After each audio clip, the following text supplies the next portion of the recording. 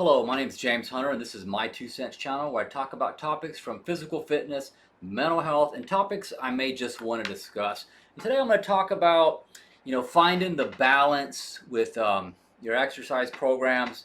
What you do essentially to be healthy and fit. Our goals are going to vary.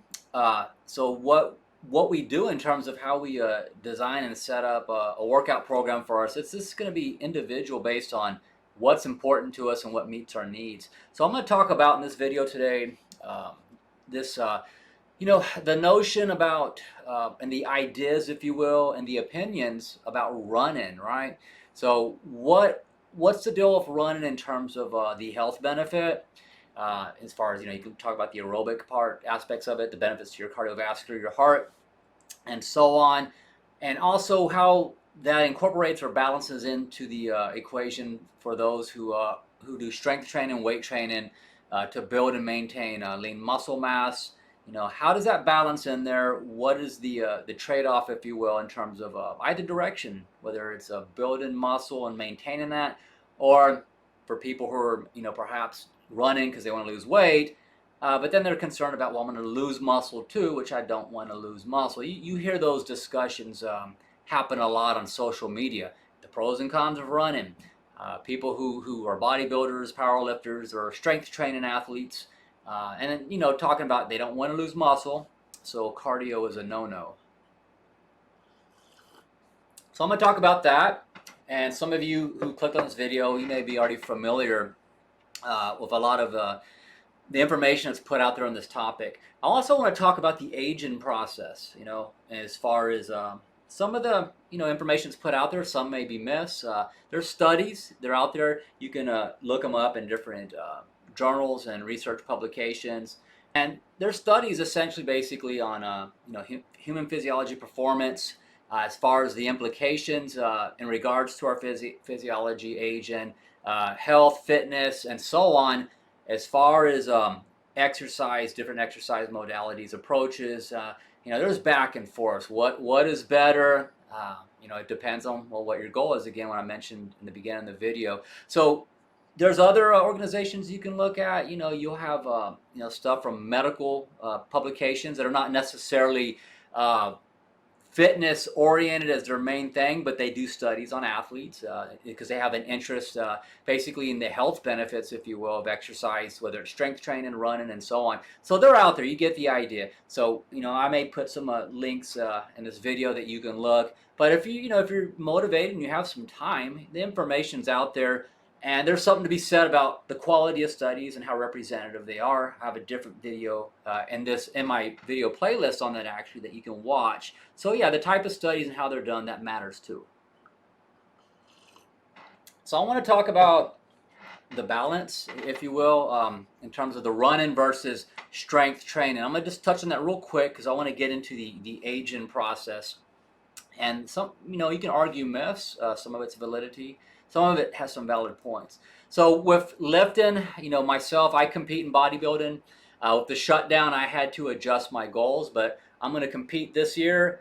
It's my shameless bicep shot and flexing the pec shots. I'm real white right now, not much of a tan. I got the bright lights. So anyways, I'm going to compete in bodybuilding again this year. I did last year. You can look at my bodybuilding playlist. You can see some of my photos I put and how I did, and some of my past competitions.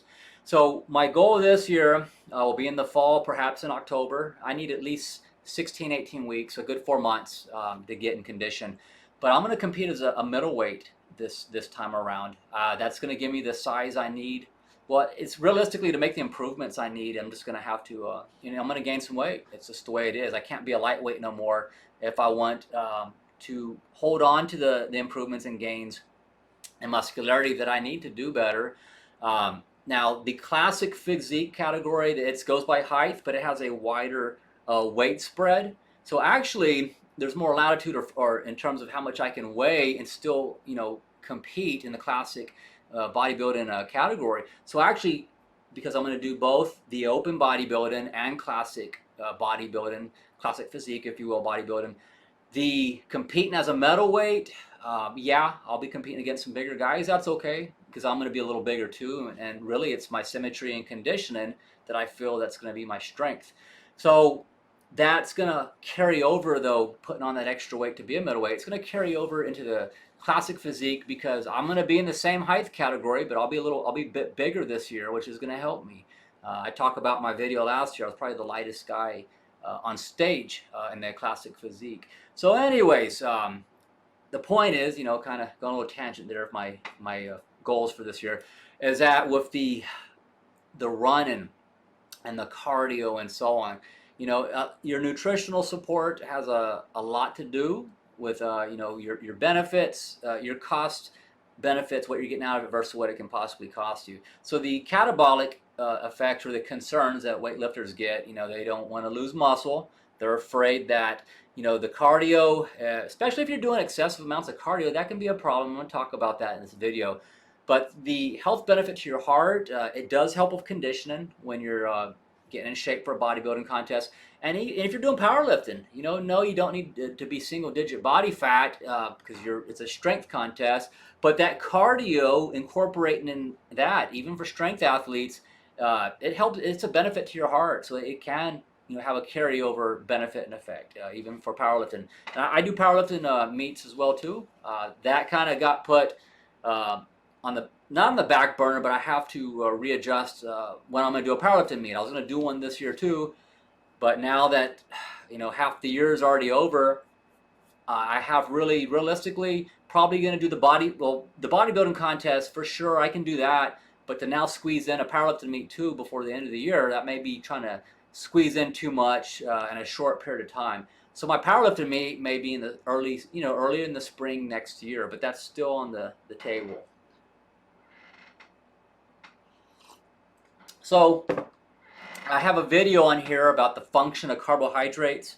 And in that video, I talk about how carbohydrates have a protein sparing effect, which is a muscle sparing effect, really, in terms of having that buffer. So yeah, if you have inadequate nutritional support in terms of the calories you need to meet the demands of your workouts, yeah, you can put your body in a lot of stress in terms of that catabolic effects that can happen. And then there's also, we'll talk about oxidizing and the oxidation in terms of at the cellular level and the taxing on the body that too much of certain types of exercise can create.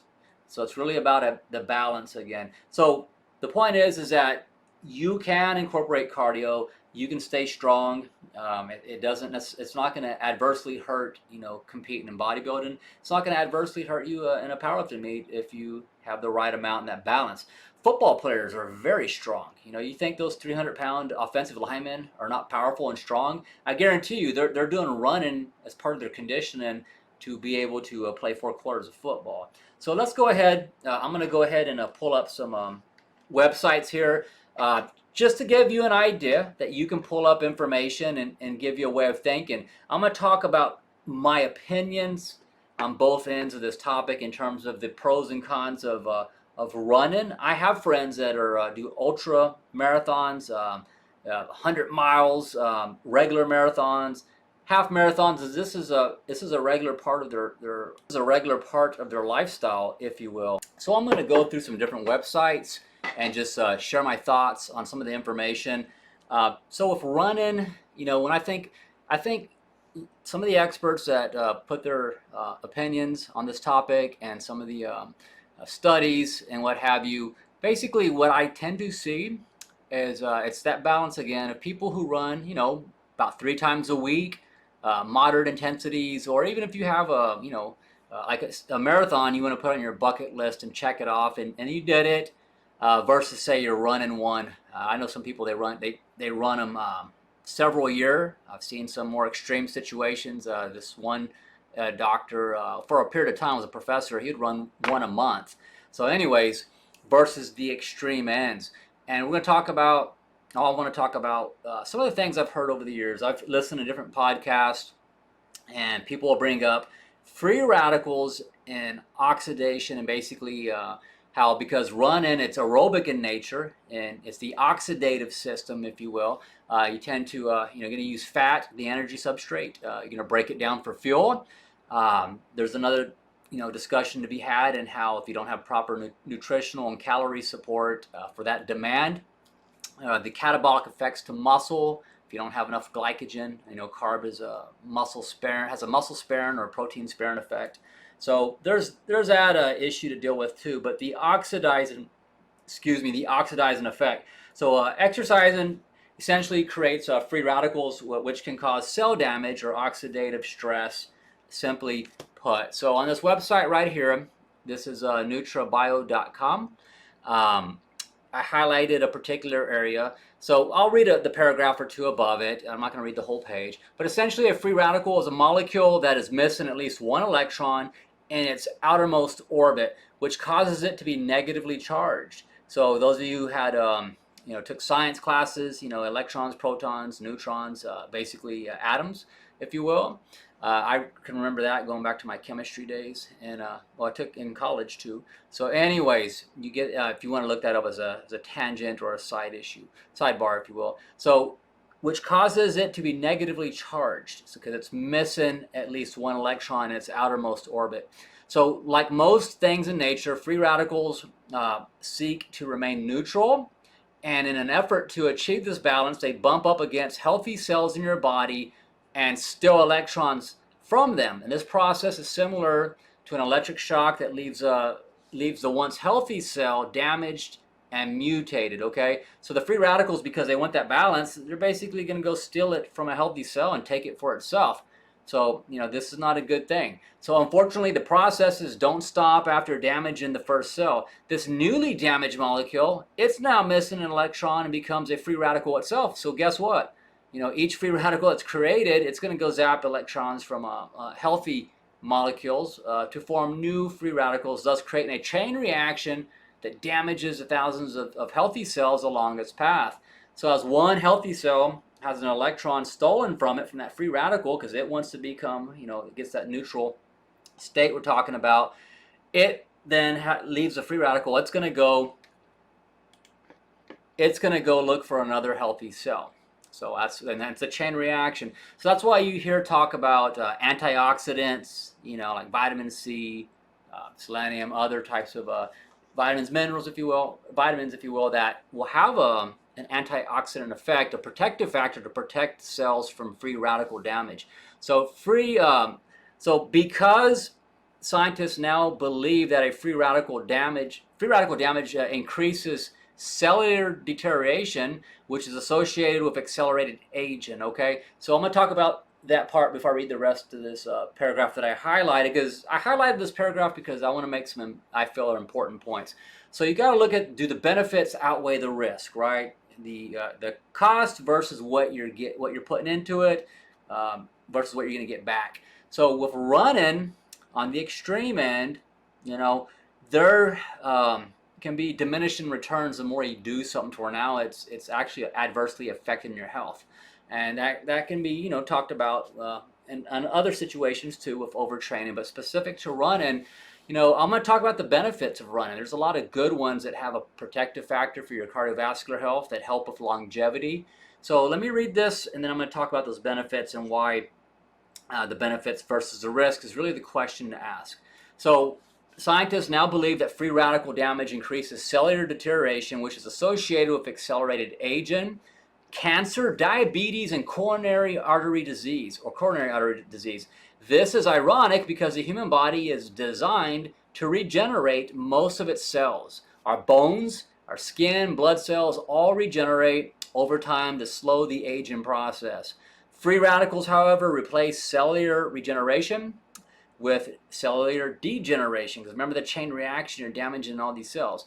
So which it contributes to this process of degeneration. So ultimately, it accelerates the aging process. So some of y'all watching this video might be thinking, well, wait a minute, running, it's going to put you at less of a risk for things like diabetes.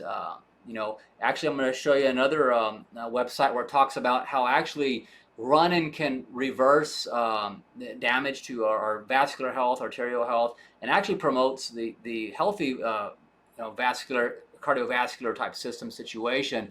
So if you're running, yeah, you're going to think you're going to have an improved vascular and artery type situation, cardiovascular.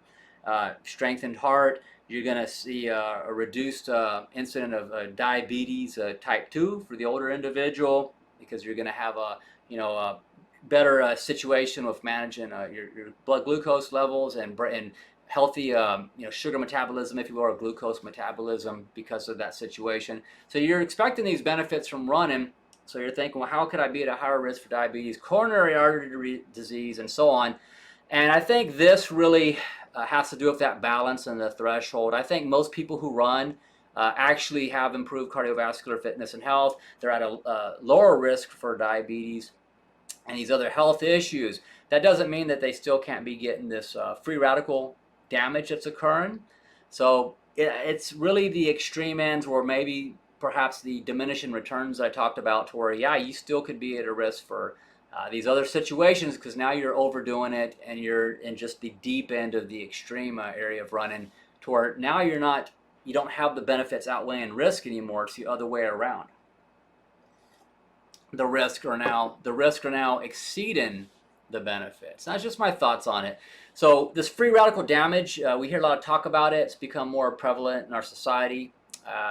As you know, you talk about cancer victims and so on. So you can look at this and other degenerative type diseases that free radicals and this oxidizing if you will, can contribute to accelerating these kind of conditions. And you can read about it on different website studies and so on. So you can look at this website if you want. I'm going to go ahead and click to the next tab, because not all the literature information that's out there, it's not all one-sided, and that's the point of this video. I'm going to kind of talk about the other ends of it.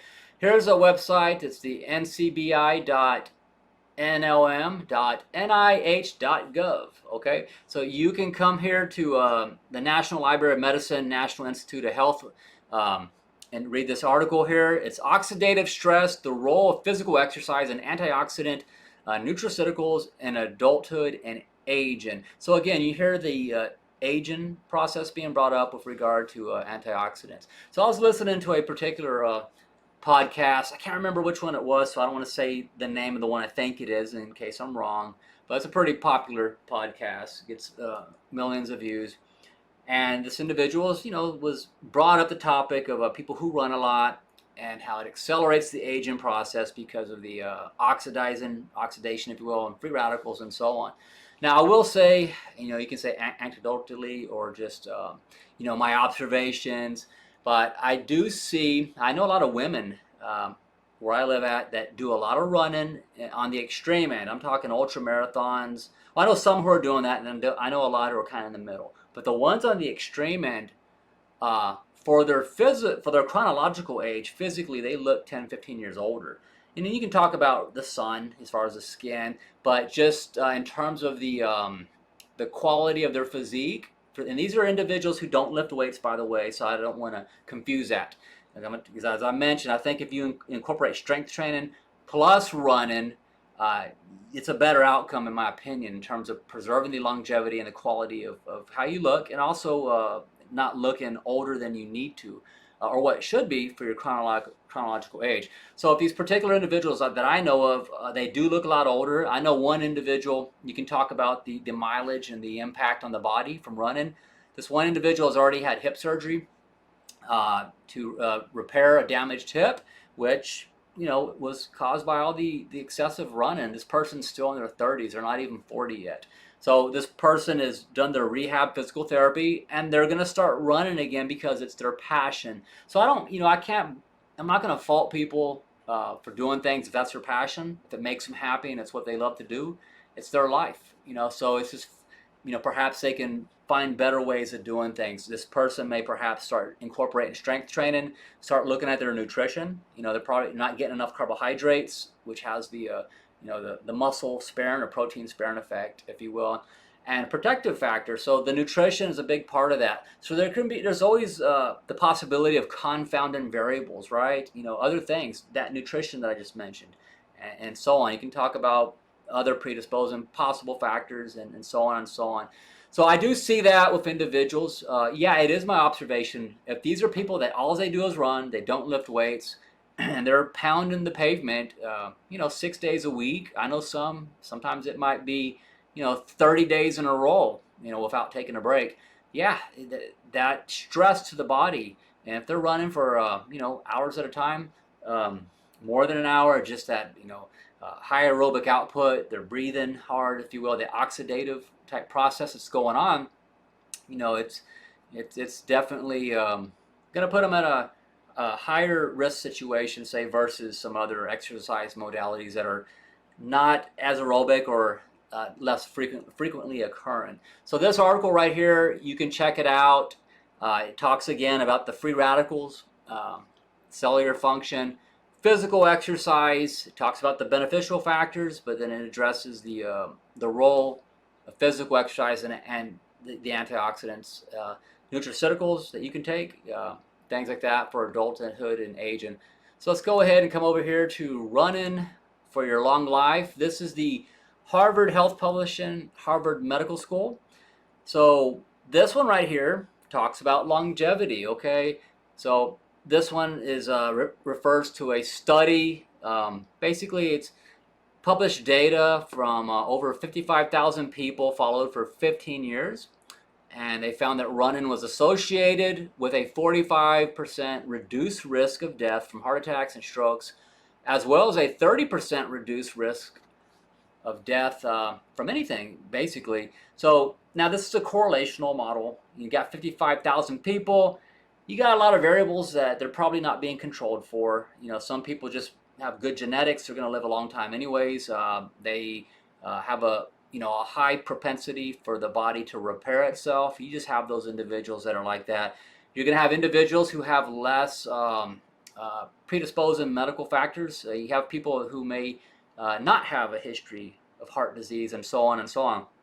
So when you look at these correlational models, yeah, they can shine some light in a direction of something that's has some meaning to it. And yeah, it's not that correlational models don't lend credibility to certain type of situations, but it's just to keep that overall, the bigger picture when you look at correlational models. So the American Heart Association, I believe, you don't have to run an hour. You can do 20 minutes of vigorous, moderate to higher intensity type of cardio, whether it's high intensity interval training, whether it's vigorous walking, jogging, something that's going to get your heart rate up to 20 minutes a few times a week. That alone is going to provide, that 20 minutes will provide the health benefit that you need. That's going to give you it's going to help with your longevity, put you at a less risk for disease and so on, and other risk factors that you hear about. So it's different situations depending on where you look. So this study right here, you can look at that if you want. It's with the Harvard Health Publishing, Harvard Medical School. I believe this was posted May 24th, 2017, just a few years ago. All right, marathon running. This is the Medical News Today, medicalnewstoday.com. And it's right up here. You can look at the article, the backslash and the other part of the website address that's there. So marathon running may reverse a risky part of the aging process. So people long have been aware of the benefits of exercise, but now a new study finds that one particular aspect of fitness, that is training for a specific goal, may be particularly advantageous. All right. So let me read these off here real quick. So aerobic exercise can reduce arterial stiffening, which the medical community sees as a predictor of cardiovascular disease. So that's a big one right there. Your arteries and your heart and all that. Some people just talk about you got to keep your pipes clean. All right. So running's going to help with that. The flexibility, you don't want them to get hard either. That's a risk factor. So that's one benefit right there. There's others. This website here kind of highlights that one. You can check it out. So come over here to the med.stanford.edu website. Again, running slows the aging clocks. This is Stanford researchers. You can check this one out. So this one on here, it's the beginning of the study. The runners ran an average of about 4 hours a week in this study. So after 21 years, their running time declined to an average of 60 76 minutes per week, but they all were still seeing health benefits from running. So you can check out this website too if you want. The aging process, this one's discussed with runnersworld.com. This one talks about the aerobic horsepower, if you will, how that declines as you get older. So classically, this is measured, the Vo2 Max, it's referred to for those of you that are personal trainers and have had personal training certifications from your different organizations that are out there. I'm sure you had to read something about the Vo2 Max. So, or your maximum rate of oxygen usage per 1 unit of body weight. So for sedentary people, the Vo2 Max typically declines by about 10% per decade after the age of 30. The good thing is for athletes or people who work out and train, this rate of decline can often be held to about half that, right? And probably a lot more for certain individuals because of genetic factors. So running's going to basically keep you more optimal in terms of your physical ability to perform for a lot longer, which is going to help your quality of life, no doubt. All right, so let's go to lifehack.org. Now this one talks about different types of aerobic things that are going to get you aerobic type of stimulation or exercise. It mentions spinning on here. It talks about free radicals again.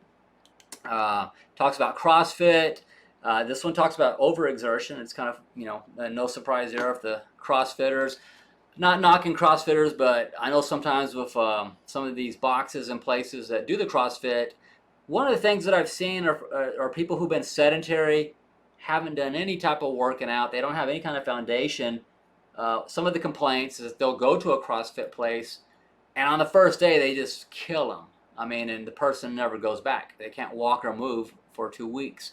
So not only is that dangerous, people get injured, hurt, and so on, but it's a lot of stress on the body too fast, too soon. They're not using, gradual progressive overload with intensity frequency at a rate that's appropriate for a person where they're at with their baseline, and then only increasing things as they improve their fitness at an appropriate rate. It talks about jogging here too again. So continuous aerobic stress, it can bring on degeneration and aging. So the aging occurs because initially your body will use glucose for energy, and later will start consuming healthy body tissues like collagen and muscle for fuel. So this can be a problem, yeah, if you're not getting proper nutrition to support your training. And so it talks about hormones too. Real quick, before I go to the next tab here, is that there are differences between men and women as far as how you want to look at it. Men, typically, we have more testosterone than women. We have different hormone profiles, if you will. Women don't have a lot of testosterone. It's very minimal. More estrogen, if you will. You think about women, you think about estrogen, right? Men, we have estrogen too. It's just that we're predominantly more testosterone. So testosterone is androgenic. It gives us our male characteristics, facial hair, the deep voice. But it's androgenic and anabolic. So it builds tissue, muscle tissue, if you will. So because we have more testosterone, it has a more protective factor for lean muscle mass. So as we lose body fat or losing weight or working out, doing a lot of running, we're not going to lose muscle as fast, in other words. So women who are running a lot and they're not doing any strength training and their nutrition does not support the demand they're placing on their body from all that running, because they don't have the testosterone like men, they don't have the same protective factor. You're at a greater risk for losing muscle, which is not a good thing. You need to maintain some muscle, particularly as you're aging, so it's going to put you at a greater risk. So that's something to think about, is the hormone differences between men and women. And I have a different video on that. And a video on my playlist for videos. Actually, it's about realistic body fat goals between men and women and the hormone differences. I talk about that. That's just something to think about. Running ages you faster. So here's some 7 fitness myths to ignore. This is on smh.com.au. This is the, I think, a Sydney Morning Herald. Okay, so running will age you faster. Now there's superficial things, if you will, like I think cosmetic surgeons did a study about the skin and facial elasticity. Well, if you're outside running and you're not using sunscreen, you can appear older. But you can that can happen even if you don't run. If you work in the sun, for example, landscaping, construction, and so on. So that's kind of like more of a superficial thing. It's not necessarily talking about the internal mechanisms of the body. So all right, here's the part I mentioned earlier. So you need at least 20 minutes of continuous cardio exercise to benefit your heart and improve endurance. Just 10 minutes of cardio exercise, running, jogging, cycling, or walking at a pace that raises your heart rate will provide a cardiovascular benefit. So me, if I just run, a quick mile, that's going to be less than 10 minutes, but it gives me the benefit. I get my heart rate up, my circulation's going, I'm breathing hard. Uh, yeah, I definitely get a benefit from that. And sometimes, that's all I need. I might just do that, 3 times a week. If I do 2.5 miles, then yeah, it's going to be a bit longer. Not quite the 20 minutes, because it doesn't take me 20 minutes to run 2.5 miles, but it's what it is. A 5K and so on, and you get the idea. I typically will not run more than 2.5 miles. When I run a beach to bay relay, which is a marathon relay here in Corpus Christi, I run the first leg, and the first leg I run, it's about like a 5K or equivalent, maybe a little bit more, a bit more. So I'm able to get it done. I think my time I ran was 28 minutes, but I wasn't going crazy towards the end because I was also training for a bodybuilding contest, and I was like 4 weeks out, and I didn't want to pull any hamstrings or quads, so I didn't really sprint hard towards the end. I just kind of had a conservative approach, and even then, my time was not too shabby for where I was at. Finished ahead of a lot of people a lot younger than myself. So all right, so these are just some of my thoughts, observations. So these are just some of my thoughts about things you hear about people who run too much. Oxidative stress, free radical damage to cells being exacerbated or increased because of the excessive running and all the breathing and all that. It's aerobic in nature, the oxidative system. The muscle sparing concern, losing muscle. Sex differences, men versus women. Remember, men, as I mentioned, we have more testosterone. Our hormone profile that we have is more favorable to holding on to muscle when we do things like running, when we're losing body fat, losing weight, and so on. So I think it boils down to the balance. I was a sprinter in high school. I ran track and field. I ran the 4x100 meter relay. I also ran the 4x400 meter relay. So I was a sprinter, and that was my thing. And I did running and conditioning work to that end. And then as I got older, I jog periodically, and I occasionally may do I do agility work. I don't do full-on sprints anymore unless I've been building up for it with my conditioning, half speed, 3/4 speed, and then I will test the waters and then open the jets up, if you will, and do a full stride, full sprint, and see how that goes. Because when I'm 49, so I don't like pulling my hamstrings. I don't want to pull a quad muscle. That doesn't feel good. I don't like the recovery process. It takes at least a month, sometimes a good 2 months to recover from an injury like that. Now, if I trained consistently year-round, that probably wouldn't have the pull muscles like that, because my body would adapt back to that. But for my needs, yeah, I run, jog, do 3/4 speed stuff. I move as fast as I need to for my situations, and that's my goal. My goal is to be strong, fast, agile, and if I need to move quickly, I'm going to be able to do that too, and probably not get hurt. I'm in good enough condition for that. But am I going to try to, set a PR for 40-yard dash time and try to do that every month at where I'm at? No, because it's not necessary. So my situation for me, to sum up my videos, I believe the benefits for my situation definitely outweigh the risk. I'm getting a lot more benefit when I run. I will run up to 3 times a week, and that's good enough. I'll keep it there. That's going to keep my heart strong. My aerobic output's going to stay strong. I recover fast after I bring my heart rate up. It doesn't stress my knees, my hips. At 49 years old, my hips and knees are good. I mean, my joint health is great. And I'm going to keep it there, I believe, by maintaining the balance. So that 3 times a week really is what a lot of the experts believe is best. Moderate, not extreme, but don't confuse this video thinking minimal is where you need to be, because if you're more capable than just doing the bare minimum, then yeah, challenge yourself, get yourself out there a bit more, and bring your fitness level up to where it can be without going on that extreme end. So that's what works for me. I lift weights, strength train. I'm gonna keep running. I don't knock cardio. Even when I powerlift, I do cardio.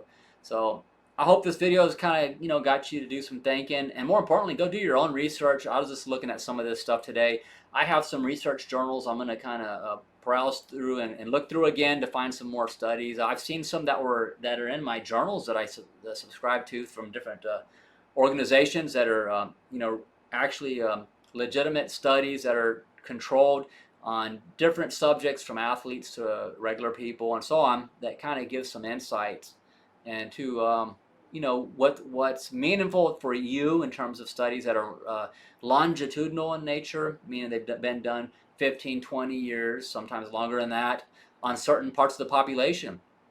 And cross-sectional, hopefully, type studies, meaning that it's not just one type of person. You can look at different age groups and so on and so on. So until I make another video, please subscribe to my channel. I appreciate the support. I make different videos. Today's video is just just shooting on some information about running and this whole notion about how it can age you faster.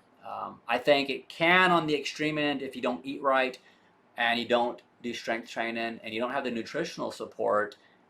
Overstress in the body can freaking age you. I mean, drugs will age you because of the stress it puts on your body, and then you're not eating right. That's a whole nother tangent, but I'm just using a different example of stress to the body, right? So it's the balance. Too much of anything can be poison, right? So like the video, if it got you to think. I'll be making some more videos later during the week on some topics. I'm going to try to shoot some more videos on a pull-up challenge I'm working on right now, and I'll be doing I guess a transformation videos this year too for my bodybuilding contest, like I did last year. You'll see some of my posing videos where I'm just flexing and so on. So thanks a lot for watching the video. I appreciate it. I didn't have a particular outline, if you will. I just kind of flowed with it, but sometimes that's just the way it goes. Drop a comment below if you want me to make a video on something mental health related, recovery related for people with addictions. I work in mental health and addiction rehab field. And if you have anything about physical fitness, body composition goals, and so on, a health related question, or if you have something about what's going on in our culture you want me to talk about, I'll be glad to do that too. So take care and have a good day. Thank you.